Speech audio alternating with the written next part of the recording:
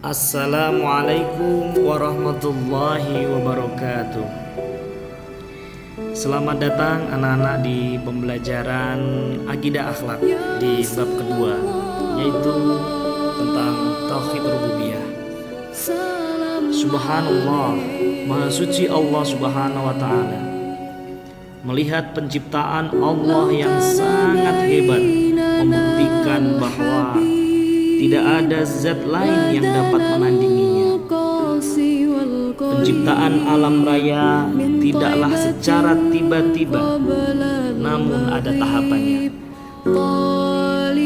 Selain pencipta, Allah juga memelihara dan menjaga sistem yang ada di alam raya ini. Karena Allah adalah pencipta, Allah adalah pemberi rezeki dan pengatur makhluknya. Terjadinya pergantian siang malam, pergantian musim, adanya kelahiran, adanya kematian adalah bukti adanya Allah Subhanahu wa Ta'ala. Maka anak-anak sekalian, sebagai hambanya, seharusnya kita selalu bersyukur atas kenikmatan yang telah Allah berikan kepada kita. Ada 3 kaidah yang dibangun dalam Tauhid Rububiyah. Yang pertama, tidak ada Tuhan selain Allah Subhanahu wa Ta'ala. Tidak ada pencipta selain Allah. Tidak ada pengatur selain Allah. Maka barang siapa yang mengimani perkara-perkara ini, maka dia telah beriman dengan Tauhid Rububiyah. Bab 2, Tauhid Rububiyah. Baik anak-anak sekalian, sebelum saya menjelaskan lebih lanjut kaitannya dengan materi Tauhid Rububiyah, perlu saya sampaikan mengenai indikator pembelajaran yang akan kita bahas pada pembelajaran di bab 2 ini. Yang pertama, menjelaskan makna Tauhid Rububiyah. Yang kedua, menunjukkan dasar hukum dalil nakli dan dalil akli tentang Tauhid Rububiyah. Dan yang ketiga adalah mengumpulkan contoh perilaku yang mencerminkan makna Tauhid Rububiyah. Anak-anak yang berbahagia dan selalu semangat, kita awali dari pengertian Tauhid Rububiyah. Pengertian Tauhid berasal dari bahasa Arab wahada yawahidu tauhidan, yang memiliki makna mengesahkan, yaitu mengesahkan Allah baik dalam zat, nama maupun perbuatannya. Hanya Allah satu-satunya zat yang berhak disembah. Allah Maha Esa dan tidak ada sekutu baginya. Selanjutnya, pengertian rububiyah. Rububiyah adalah pencipta, pemberi rezeki dan pengelola. Tauhid rububiyah berarti kepercayaan bahwa Allah lah satu-satunya pencipta, Allah lah satu-satunya pemelihara dan pengatur alam semesta. Adanya manusia, adanya tumbuh-tumbuhan, binatang, bumi, lautan, matahari, itu merupakan bukti bahwa adanya Allah Subhanahu wa Ta'ala. Beriman dengan Tauhid Rububiyah Allah adalah meyakini bahwasanya Allah satu-satunya pencipta. Tidak ada yang mencipta selain Allah Subhanahu wa Ta'ala. Allah menjadikan yang tidak ada menjadi ada. Tidak ada yang melakukan itu kecuali Allah Subhanahu wa Ta'ala. Meyakini satu-satunya memberikan rezeki. Jadi Allah yang memberikan rezeki. Tidak ada yang memberikan rezeki kepada makhluk selain Allah Subhanahu wa Ta'ala.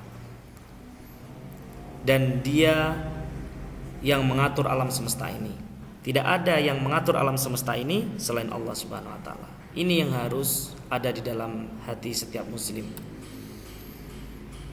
Selanjutnya anak-anak sekalian, ada beberapa perbuatan yang dapat merusak kesempurnaan tauhid. Di antaranya adalah yang pertama adalah syirik. Apa itu syirik? Syirik adalah menjadikan sesuatu selain Allah sebagai Tuhan untuk disembah dan ditaati. Nah, kalau kita melihat dari pengertian ini, kira-kira apa contoh perbuatan syirik? Salah satu di antaranya contoh adalah mendatangi tempat-tempat yang dianggap keramat untuk meminta pertolongan misalkan. menyembah berhala, memohon pertolongan kepada selain Allah, membuat sesaji atau mempersembahkan salah satu bentuk ibadah kepada selain Allah, mendatangi dukun atau tukang sihir dan lain sebagainya. Itu beberapa perilaku-perilaku yang tergolong dalam perbuatan syirik, dan itu merupakan dosa yang sangat besar dan merupakan perbuatan yang dapat merusak kesempurnaan tauhid. Yang kedua adalah nifak. Apa itu nifak?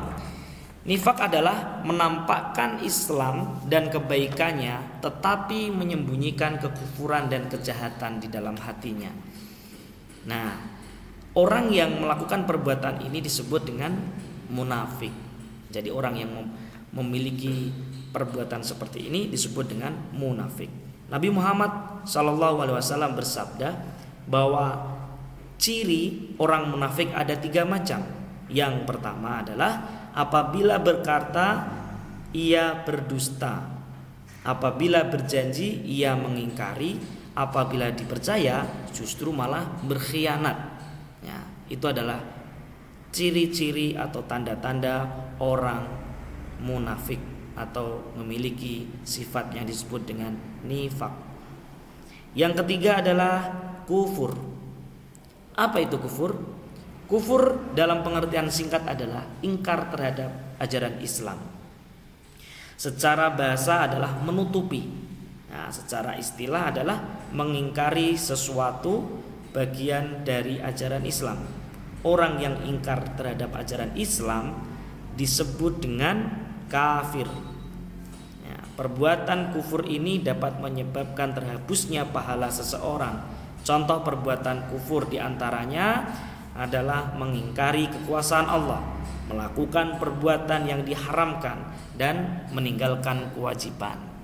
Jadi kalau kita bersengaja meninggalkan kewajiban kita, salah satu contoh misalkan kita sengaja meninggalkan sholat 5 waktu, nah kita bisa disebut kufur. Nah, jangan sampai kita dengan sengaja meninggalkan sholat wajib, supaya kita tidak termasuk orang-orang yang kufur. Baik anak-anak sekalian, selanjutnya yaitu tentang dalil nakli tauhid rububiyah. Apa itu dalil nakli? Dalil nakli itu adalah dalil yang bersumber pada Al-Quran ataupun hadis.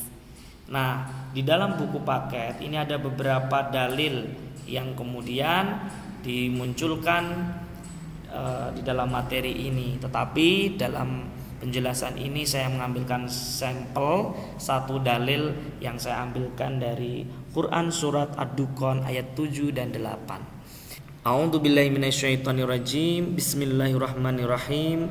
Rabbis samawati wal ardi wa ma bainahuma in kuntum muqinin. Artinya Tuhan yang memelihara langit dan bumi dan apa yang ada di antara keduanya, jika kamu adalah orang yang meyakini. Ayat selanjutnya adalah la ilaha illa huwa yuhyi wa yumitu rabbukum wa rabbu ba'ikumul awwalin, yang artinya tidak ada Tuhan yang berhak disembah melainkan Dia, yaitu Allah Subhanahu wa taala, yang menghidupkan dan mematikan. Dialah Tuhanmu dan Tuhan bapak-bapakmu yang terdahulu.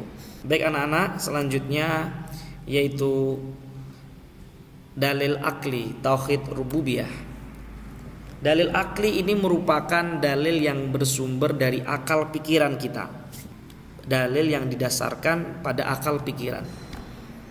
Ya, sehingga dalil akli tauhid rububiyah di sini menjelaskan bukti nyata adanya Allah dengan terciptanya bumi serta isinya. Kita melihat alam semesta ini, adanya bumi, adanya tumbuhan, adanya binatang-binatang, adanya lautan.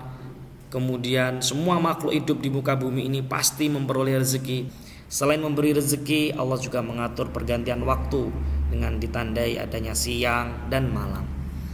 Itu anak-anak sekalian yang merupakan bagian dari dalil akli, dalil yang disadarkan pada akal pikiran kita. Kita bisa melihat, kita bisa merasakan bahwa adanya alam semesta ini, adanya rezeki yang kita terima, adanya rezeki yang diberikan oleh Allah kepada makhluk-makhluk yang hidup di muka bumi ini, itu merupakan bukti bahwa Allah yang memberikan, Allah ada, dan Allah yang mengatur segalanya. Selanjutnya adalah perilaku yang mencerminkan tauhid rububiyah. Apa saja itu perilaku yang mencerminkan kepada tauhid rububiyah? Yang pertama adalah selalu menyembah Allah Subhanahu wa taala. Allah adalah satu-satunya zat yang wajib disembah, ya, tidak ada Tuhan selain Allah. Allah tidak dilahirkan dan tidak pula melahirkan, ya. Kemudian menyembah kepada Allah dapat dilakukan dengan melaksanakan rukun Islam dan selalu berbuat baik kepada sesama. Yang kedua adalah selalu berserah diri kepada Allah. Sikap untuk berserah diri kepada Allah merupakan kesadaran yang harus ditanamkan dan selalu dipupuk di dalam diri seseorang. Melakukan sesuatu pekerjaan harus dengan sungguh-sungguh agar tujuannya tercapai misalnya. Setelah itu kemudian meminta kepada Allah hasil yang terbaik dari usahanya. Inilah sikap berserah diri kepada Allah. Jadi ada ikhtiar, ada usaha dulu, kemudian baru diserahkan dengan berdoa kepada Allah, memohon yang terbaik. Yang ketiga adalah selalu bersabar dalam menghadapi masalah. Jadi manusia dalam penciptaannya dibekali dengan hati, dengan akal dan pikiran. Ketiganya harus dipadukan untuk mengelola sesuatu masalah. Ya, maka dalam memecahkan masalah perlu ketelitian dan tidak tergesa-gesa. Kecermatan dan ketelitian adalah tindakan yang sangat penting. Maka sikap teliti dan cermat dalam memecahkan masalah termasuk dalam kategori sabar untuk menghadapi masalah. Yang keempat adalah saling menyayangi dan mengasihi kepada sesama manusia. Manusia adalah makhluk sosial, yang berarti bahwa manusia tidak bisa untuk hidup sendiri. Artinya manusia memiliki kecenderungan untuk bergantung atau tergantung dengan orang lain. Maka berbuat baik dengan orang lain pasti akan berimbas bagi diri kita sendiri. Menyayangi dan mengasihi merupakan sifat Allah, maka seharusnya manusia memaknainya dan melakukan sikap tersebut. Demikian anak-anak yang dapat saya sampaikan pada materi pembelajaran di bab kedua ini. Dengan materi yang singkat ini mudah-mudahan kita bisa memahami, mempelajari dan menambah ilmu kita serta menambah keimanan di dalam hati kita sehingga kita bisa mengimplementasikan dalam kehidupan kita dengan beriman kepada Allah, beriman dengan tauhid rububiyah. Amin ya rabbal alamin. Terima kasih, sekian dari saya. Billahi fisabilil haq fastabiqul khairat. Assalamualaikum warahmatullahi wabarakatuh.